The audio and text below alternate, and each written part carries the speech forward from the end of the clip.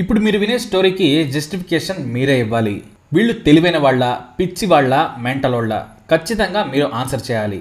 ఈ స్టోరీ విన్న తర్వాత మీ అభిప్రాయం ఏంటో తప్పకుండా కమెంట్ ద్వారా తెలియజేయండి. కర్ణాటక చిక్కమగళూరు దగ్గరలోని కడూరు అనే పట్టణంలో రేవంత్ అనే డెంటిస్ట్ ఉన్నాడు. అతనికి అందమైన భార్య ఉంది. ఆమె పేరు కవిత. వారికి 6 ఏళ్ల కొడుకు, 6 నెలల పాప ఉంది. అందమైన జీవితం, సంసారం హాయిగా సాగుతుంది. డెంటల్ క్లినిక్ ద్వారా బాగా సంపాదిస్తున్నాడు రేవంత్. కొడుకు స్కూల్కి వెళ్తున్నాడు. భార్య కూడా చాలా పద్ధతి గల మహిళ. భర్త, పిల్లలు, సంసారం తప్ప మరో విషయం ఆమె ఏ రోజు పట్టించుకునేది కాదు. అయితే వారి ఇంటి పక్కన ఉండేవాళ్ళు రేవంత్ కుటుంబానికి ఫ్యామిలీ ఫ్రెండ్స్ లా ఉండేవారు. ఒక ఆదివారం రోజున రేవంత్ ఇంటి పక్కన ఉన్న వాళ్ళు చిన్న ఫంక్షన్ కు ఇన్వైట్ చేశారు. ఆ ఫంక్షన్ కు రేవంత్ ఫ్యామిలీతో సహా అటెండ్ అయ్యాడు. ఆ వేడుకకు హర్షిత అనే మహిళ తన భర్త సుదర్శన్ తో కలిసి వచ్చింది. ఆ వేడుక స్వయంగా సుదర్శన్ తమ్ముడిదే. దీంతో హర్షిత వాళ్ళింట్లోనే దాదాపు 3 రోజులు గడిపింది. ఇక హర్షిత మొదటి చూపులోనే డాక్టర్ రేవంత్ కు ఫంక్షన్ లో కనెక్ట్ అయిపోయింది. పైగా అతను డాక్టర్ కావడం కూడా ఆమెకు నచ్చుండొచ్చు. హర్షిత కూడా బాగానే అందంగా ఉంటుంది. ఆమె భర్త సుదర్శన్ చాలా మంచి వ్యక్తి. కేఎస్ఆర్టీసీలో కండక్టర్గా జాబ్ చేస్తున్న భార్యను బంగారంలా చూసుకుంటున్నాడు. కానీ హర్షిత దారి తప్పేలా ఆలోచించింది. హర్షిత ఏకంగా తన మరిది భార్య ద్వారా డాక్టర్ రేవంత్ ఇంటికి వెళ్ళిపోయింది. అతన్ని చూపులతో పడేసింది. అంతేకాదు, రేవంత్ భార్యతోనూ మాట కలిపి ఇంట్లో తిరిగింది. ఆ తర్వాత తనకు దంత సమస్యలు ఉన్నాయని చెప్పి డాక్టర్ గారి ఫోన్ నంబర్ తీసుకుంది. ఇక ఫంక్షన్ ముగిసిన తర్వాత తన భర్త ఆర్టీసీ డిపోకు డ్యూటీకి వెళ్ళగానే హర్షిత డాక్టర్ రేవంత్ కు ఫోన్ చేసింది. తనకు పంటి నొప్పి ఉంది, ఇవాళ రమ్మంటారా అంటూ ఫోన్ చేసింది. ఇంకేముంది, అప్పటికే ఇంటి దగ్గర చూపులు కలిశాయి. కాబట్టి రేవంత్ కూడా రొమాంటిక్ టాక్ మొదలుపెట్టాడు. మీకోసం నా క్లినిక్ ఎప్పుడూ తెరిచే ఉంటుందని బదులిచ్చాడు. క్లినిక్కు వెళ్ళిన తర్వాత రేవంత్ హర్షిత దగ్గరయ్యారు. అంతేకాక తన భర్తకు చెప్పకుండానే ఏదో ఒక కారణంతో రేవంత్ ఇంటి పక్కనే ఉండే తమ బంధువుల ఇంటికి వెళ్లేది. అలా వారి బంధం కొనసాగుతూ ఉంది. ఎప్పుడైతే తన భర్త డ్యూటీకి వెళతాడో ఆ వెంటనే డాక్టర్కు ఫోన్ చేసేది. అతను వచ్చి హర్షిత ఇంట్లో గడిపేసేవాడు. అలా వారి బంధం 3 ఏళ్లు సాగింది. కానీ అనవసరంగా ప్రతిసారి వస్తున్న హర్షితను చూసి సుదర్శన్ తమ్ముడు, అతని భార్య అనుమానించారు. స్వయంగా హర్షిత మరిది తన అన్నకు ఫోన్ చేసి మరీ విషయం చెప్పాడు. వదిన చాలా విచిత్రంగా ప్రవర్తిస్తోంది. తమ ఇంటికి వచ్చి పక్కింట్లో ఉన్న డాక్టర్ ఫ్యామిలీతో ఎక్కువగా కబుర్లు చెబుతుందని చెప్పాడు. దీంతో సుదర్శన్ ఆమెకు తెలియకుండా ఫోన్ నంబర్ను పరిశీలించాడు. ప్రతిరోజు 10ల సంఖ్యలో కాల్స్తో పాటు వాట్సాప్ చాటింగ్ చూసి షాక్ అయ్యాడు. అందులో బూత్ చాటింగ్ నుంచి అన్నీ మాట్లాడుకున్నారు. దీంతో హర్షితను నిలదీశాడు. కానీ ఆమె తన స్నేహితురాలని ఆ చాటింగ్ను డిలీట్ చేసి భర్త మీదకి రివర్స్ అయింది. దీంతో పద్ధతి మార్చుకోవాలని, లేదంటే తాను ఊరుకోనని మీ ఇంట్లో చెబుతానని వార్నింగ్ ఇచ్చాడు. అయితే నెల దాటినా సరే హర్షిత ప్రవర్తనలో మార్పు రాలేదు. 2-3 సార్లు హర్షితపై చేయి కూడా చేసుకున్నాడు. ఆమె తల్లిదండ్రులకు చెప్పినా పద్ధతి మార్చుకోలేదు. దీంతో సుదర్శన్ ఇండైరెక్ట్ గా డాక్టర్ రేవంత్ భార్య కవితకు సమాచారం ఇచ్చాడు. నీ భర్త ప్రవర్తన మార్చుకోమని చెప్పమని పక్కనే ఉండే తమ్ముడి భార్య ద్వారా చెప్పి పంపించాడు. ఆమె కారణంగా పరువు పోతుందని, ఈ విషయాన్ని ఎవరికీ చెప్పకుండా డాక్టర్ రేవంత్ను కంట్రోల్లో పెట్టాలని చెప్పించాడు సుదర్శన్. దీంతో కవిత తన భర్తను నిలదీసింది. ప్రతిరోజు ఇంట్లో గొడవలు పెట్టుకునేది. డైరెక్ట్గానే హర్షితతో ఉన్న బంధం తెంచుకోవాలని, పిచ్చి వేషాలేస్తే తన వారిని పిలిచి పంచాయతీ చేస్తానని బెదిరించింది. దీంతో రేవంత్కి తనకు తెలియకుండానే తలపోట మొదలైంది. తన భార్యను అడ్డు తొలగించుకుంటే హాయిగా హర్షితతో ఎంజాయ్ చేయొచ్చని భావించాడు. డాక్టర్ చదివినా కూడా చిన్న జ్ఞానం కూడా రాలేదు. ఇదే విషయాన్ని హర్షితకు కూడా చెప్పాడు. తన భార్య కవితను చంపుతాను, మనం ఆ తర్వాత హాయిగా గడుపుదాం, నువ్వు కావాలంటే నీ భర్తను వదిలేసి వచ్చేయమని చెబితే హర్షిత కూడా తలకాయ ఊపింది. తొందరగా ఆమెను చంపేయి, కానీ పోలీసులకు దొరకకుండా జాగ్రత్త పడాలని సూచించింది. జనవరి 2020 నుంచి రేవంత్ తన భార్యను ఎలా చంపాలా అని ప్లాన్ చేశాడు. జనవరి 31 వరకు 200 సార్లు ఫోన్లో హర్షితతో ఈ విషయం గురించి మాట్లాడాడు రేవంత్. ఎలా చంపాలనే దానిపై ఇద్దరు రీసెర్చ్ చేశారు. చివరకు తన క్లినిక్లో మత్తుమందు ఉంటుంది కాబట్టి ఇంట్లో ఆమెకు తెలియకుండా మత్తిచ్చి ఆ తర్వాత గొంతు కోసి చంపాలని ప్లాన్ చేశాడు. అందుకు సరైన సమయం ఎంచుకున్నాడు రేవంత్. ఫిబ్రవరి 16, 2020న సాయంత్రం తన భార్య కవితను జ్యువెలరీ షాపుకి తీసుకెళ్లాడు. అక్కడ బంగారు నగలు కొన్నారు. ఆ రోజు రాత్రి హాయిగానే ఫ్యామిలీతో గడిపాడు.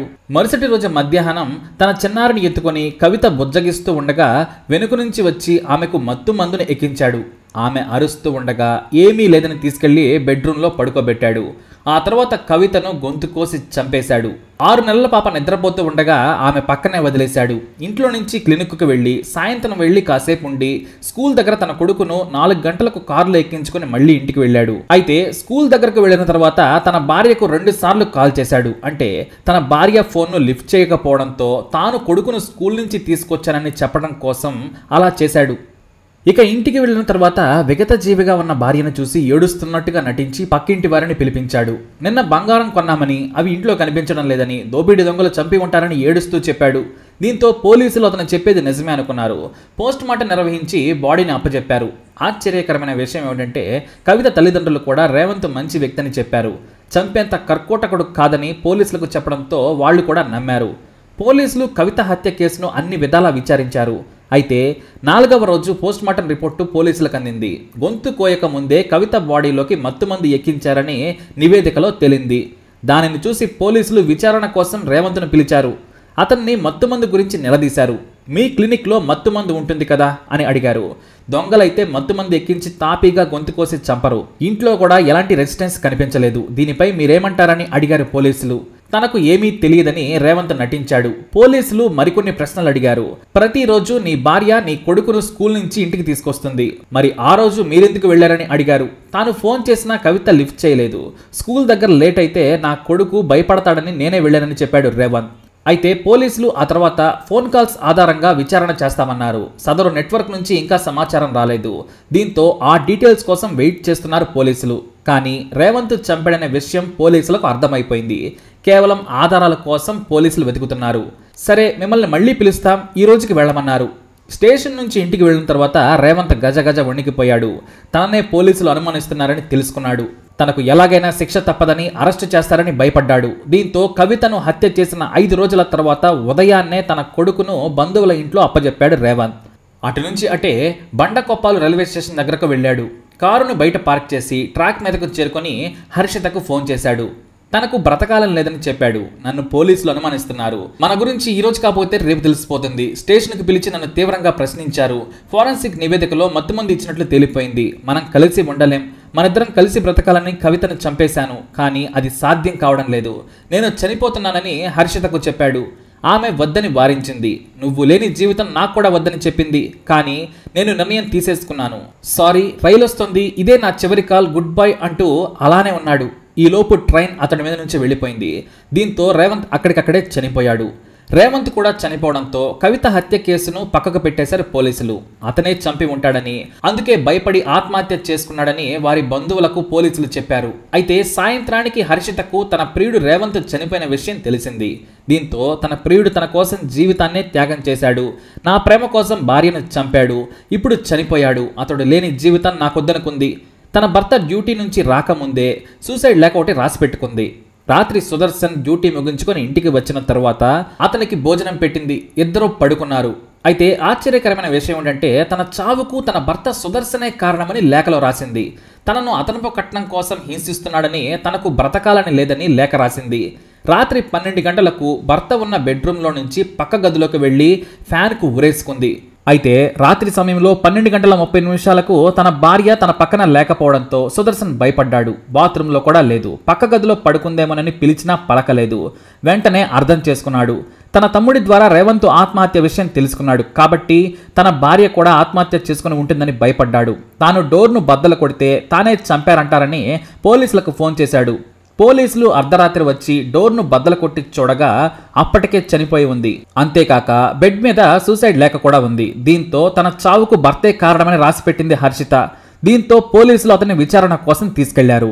సుదర్శన్ నిజాయితీగా పోలీసులకు అంతా చెప్పాడు. తన భార్య హర్షితకు డాక్టర్కు అక్రమ బంధం ఉందని, తాను వద్దని వారించినా వినలేదని, ఎంత కొట్టినా సరే ఫోన్లు చేస్తుండేదని చెప్పుకొచ్చాడు.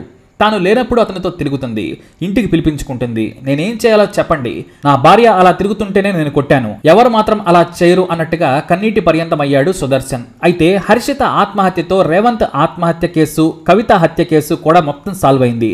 మరుసటి రోజు చివరి కాల్ను రేవంత్ కేవలం హర్షితకే చేశాడని గుర్తించారు పోలీసులు. జనవరి నుంచి ఫిబ్రవరి 22 వరకు హర్షిత రేవంత్ మధ్య 310 సార్లు కాల్స్ వెళ్ళినట్లు గుర్తించారు. చివరి కాల్ రికార్డింగ్ డేటాను సైతం విన్న పోలీసులకు రేవంత్ చేసిన ఘోరాలు మొత్తం బయటపడ్డాయి.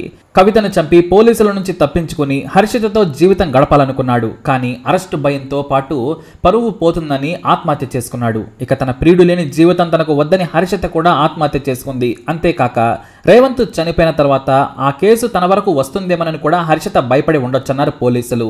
కానీ తాను చనిపోయాక భర్త సుదర్శన్ సంతోషంగా బ్రతకొద్దనే కారణంతో ఆత్మహత్య లేఖ రాసి ఇరికించటం విశేషం. రేవంత్ పరిచయం కాకముందు వరకు దాదాపుగా ఇద్దరు కలిసి బాగా ఉన్నారు. తమ కొడుకు కోసం ఎన్నో కలలు కన్నారు. కానీ ప్రియుడి మీద ప్రేమతో చనిపోయి భర్త మీదే కక్ష కట్టింది. చివరకు తన కొడుకు గురించి కూడా ఆలోచించలేదు. అతను తమ బంధువుల ఇంట్లో ఉన్న సమయం చూసి సుదర్శన్ ను చాలా తెలివిగా ఇరికించాలనుకుంది. అంటే తనకు జీవితాన్ని ఇచ్చిన భర్త కంటే 3 ఏళ్ల పరిచయంతో రేవంత్ మీదనే ప్రేమ ఎక్కువ పెంచుకుంది హర్షిత. ఇటు రేవంత్ కూడా బంగారం లాంటి భార్యను కాదనుకుని హర్షిత మీద ప్రేమను పెంచుకున్నాడు. అలా ఒక హత్య, 2 ఆత్మహత్యల కారణంగా రేవంత్, కవిత, హర్షితల విషాదకర జీవితాలు కర్ణాటకలో సంచలనం సృష్టించాయి. మరి ఇప్పుడు చెప్పండి, వీళ్ళు ఎలాంటి వాళ్ళు అనేది తప్పకుండా మీ అభిప్రాయాన్ని కమెంట్ ద్వారా తెలియజేయండి. అలాగే ఇలాంటి ఇన్ఫర్మేషన్స్ కోసం ఈ వీడియోని లైక్ చేయండి, షేర్ చేయండి, మా ఛానల్ని సబ్స్క్రైబ్ చేసుకోండి.